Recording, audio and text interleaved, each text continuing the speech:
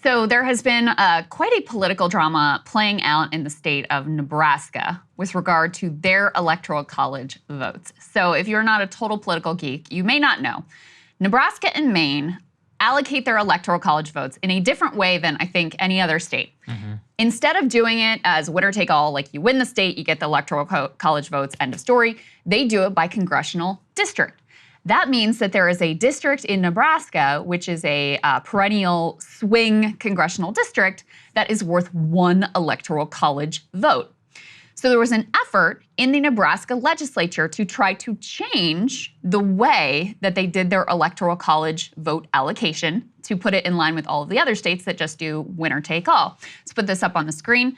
This is very significant. I'll get into this. It could actually end up being the difference between who wins and who loses. But you had one Republican senator who was a kind of a holdout who yesterday finally issued a statement saying he would not vote for this proposed winner-take-all system for Nebraska's electoral college votes. He said, quote, "Elections should be an opportunity for all voters to be heard no matter who they are, where they live, or what party they support. For decades, Nebraska's tried to live up to that ideal by allocating our electoral college votes in a way that gives all Nebraskans an equal voice in choosing our president. For Omaha, the city I love and have called home for 58 years, it brings tremendous national attention, is impactful on our local economy, and forces presidential candidates to make their case to all Nebraskans instead of just flying over and disregarding us. In recent weeks, a conversation about whether to change how we allocate our votes has returned to the forefront. I respect the desire to have the discussion, and I have taken time to listen carefully.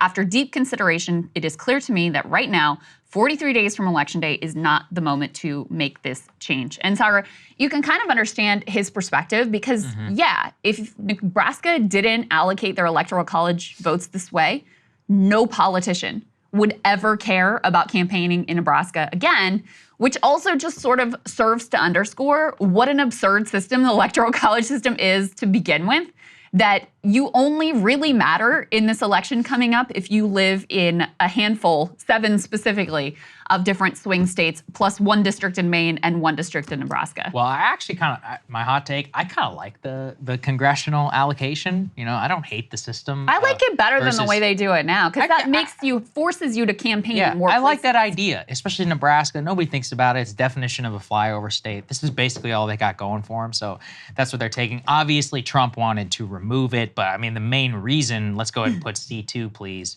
up on the screen, is because of that path to Democratic victory. So what you see in front of you is the potential if Kamala were to win Wisconsin, Michigan, and Pennsylvania, but lose Georgia, Arizona, and Nevada, with that single electoral vote from Nebraska, she would win 270 to 268 electoral votes. That would be, this is as nail-biting as a nail-biting gets.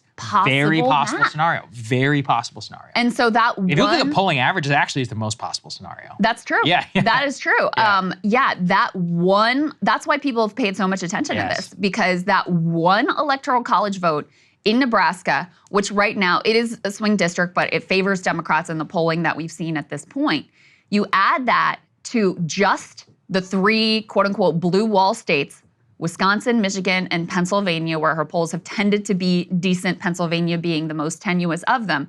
She could lose all the Sunbelt states and still win the narrowest of victories. And obviously, like, you know, doing the math here, if they changed, it was winner take all, you can end up, if you had this same map, but it's winner take all in Nebraska, you end up with a 269 tie, and then it's a contingent election. I don't know, Saagar, what even happens? It goes to the House? Yeah, if it were 269, it's contingent election, it would go to the House of Representatives. Basically hasn't happened. Nightmare. Total nightmare type of scenario for the whole country, but there is it'd be interesting. A lot of people have been right. Actually, I saw Dana Bash now just wrote a book. Audible, for some reason, was trying to force it down my throat. But prior to this year, when RFK was in the race, I was doing a lot of 1876 election reading, and that's the one where the closest election in American history. You know, a lot of people do forget because Harry Enton has been talking about this. This could end up being the closest election since 1960, and that is probably more analogous to where we'll end up. A lot of people don't remember, but the margin between Kennedy and Nixon was razor tight, and there were allegations of cheating. 1960 is also where the whole alternate electors scheme came up with. That's what they did in Hawaii. So there's some parallels to where we are today for the polling average and where the eventual like result may end up. Kennedy, it was this close for him to end up in the White House. I mean, I think it's very unlikely that you have a popular vote blowout. You know, I mean, it could be like 3-4 points would be the most that would separate the popular vote. But then, you know, the Electoral College, oftentimes all the swing states go in one direction or the other direction. Yeah. But you'll recall we covered yesterday these new New York Times Siena polls, which are considered very highly rated, coming out of the Sun Belt states, and they were not good for Kamala Harris. Well, they showed a lot of Trump strength. So which is why this makes this Nebraska move even more potentially significant. To your point, Krystal, I mean, just this morning, you know, we were talking about that, and the Times actually put out a really interesting analysis of its own Arizona polling, and they find that in Arizona that there is a significant split for people who are Gallego Trump. So people who don't like Kari Lake, but who want to vote for Trump and will vote for a Democrat in the U.S. Senate. They say Trump gets a lift from Arizona ticket splitters backing a Democrat for Senate. Gallego leads in the contest while Kamala Harris trails Donald Trump. And they point specifically to the fact that Gallego is leading Kari Lake by 6, whereas, quote, Trump has opened up a 5-point lead. That means there's an 11% electorate somewhere that is Gallego Trump. Remember, too, split ticket, maybe it's more common in the age of bad candidates. Like, there were a decent number of Oz Shapiro voters, which is like a crazy thing to say. But in the state of North Carolina, you could certainly envision that there will be a lot of, who is it, Josh Stein? Is that running against him? Yeah. There will be a lot of Stein Trump voters. You could see that certainly happen. There will definitely be some but I'm saying there could universe be huge, of those, for sure. Trump could win and Stein could also win. That would be nuts. I mean, that would mean tens of thousands of people go to the polls and vote for Democrat and Republican. Very rare, in my opinion, in these days, but if you know, crazier things have happened in terms of, look, in general, just modern politics, I just don't really believe in 11-point swing, but it is theoretically possible. Yeah. That's what the polls show. Nobody's really voted that way since 2008. People don't really vote that way anymore, but, you know, I guess, you know, rules are meant to be broken. I'm looking at the Real Clear Politics averages right now, which take all of the polls into account, even some, you know, it's controversial. There's been this rise of like right-leaning polls that are meant to be almost like messaging polls, and some pollster averages include them and some don't. RCP includes all of them. And as of right now, Harris has a very narrow lead in Nevada, 0.4. She's got also a narrow lead in Pennsylvania, 0.6. Michigan, 1.8, and Wisconsin, 1 point. And Trump has narrow leads in the 3 of the Sun Belt states, Arizona, North Carolina, and Georgia. But the closest margin here for Harris is in that 4th Sun Belt state of Nevada. So again, underscoring why this could be we could look back at this and be like, oh my God, that was such a consequential decision that ended up happening with regards to Nebraska. Put C3 up on the screen. This is the latest poll we got out of Wisconsin, which showed some pretty significant Harris strength there. It has her up 51 to 45 when you include all of the candidates, 53-46 in a 2-way. Tammy Baldwin with a similar margin in the Senate race there, 52 to 44. This is the same polling outfit, Mass Inc., that had a Pennsylvania poll that also was good for Harris last week, had her up 50 to 46. So again, you know, this ties in with the sense that, okay, she's doing a little bit better in those industrial Midwestern states than she is doing in the Sun Belt states for whatever reason. And one other piece of news with regard to the Sun Belt, though, is we covered in depth the new revelations about Republican gubernatorial candidate Mark Robinson, aka Black Nazi. And we can put C4 up on the screen. So the Republican Governors Association has officially called it quits and thrown in the towel on North Carolina ad buys.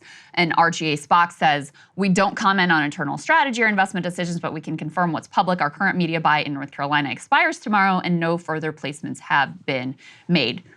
could be some effect on Trump in North Carolina. Maybe. I mean, very hard to say. I don't know that reverse coattails are all that common, but when we talked to Logan Phillips yesterday, who's like election forecaster, prognosticator, runs one of these, comprehensive election models, he was saying, it's not just Mark Robinson, it's the fact that the North Carolina Republican Party in general, which now has a supermajority there in their legislature, has been governing more like it's like an Alabama or Mississippi party versus a party in a state that is a swing state, and specifically on the issue of abortion. They've adopted fringe positions and passed fringe legislation. So when you put all of that together, does that depress the vote for Republicans a little bit? Does that move a few suburban voters towards Democrats a little bit? Question mark. But the fact you've got RGA calling it quits also just means there's going to be less Republican ad dollars going to promote that ticket, less coordinated campaign in the state that Donald Trump is a beneficiary of. $0. They basically have pulled out. Democratic, they're looking right now, the analysis, it's like basically zero currently being reserved for him through television. No ads on Facebook or Google. Dems, meanwhile, have 12.5 million reserved in the state through November. So the next 40-something days are going to be a real doozy. If you live in North Carolina, you're about to get bombarded. There will be nothing counter on the Democratic side. And you just can't tell me that that's not a problem for Trump. It's obviously, the only question is a degree. It could be a point, and that's basically the margin of which he won last time. Well, to your point, there's actually a new poll that just came out that I just saw minutes before this segment, that it's a Elon University poll out of North Carolina, rated B+ pollster, has Kamala up by a single point in the state of North Carolina. It has Josh Stein up by 14 points, 49 to 35 over Mark Robinson. And I don't know when the polling sample, this could have predated actually the revelation of the whole Black Nazi, I wish I was in the KKK, I wish slavery is good actually, I'd like to own some slaves, comment revelation. So it could sink even lower than that actually. That's honestly nuts, and but it does track. It tracks a lot. Hey, if you like that video, hit the like button or leave a comment below. It really helps get the show to more people. And if you'd like to get the full show ad-free and in your inbox every morning, you can sign up at breakingpoints.com. That's right. Get the full show, help support the future of independent media at breakingpoints.com.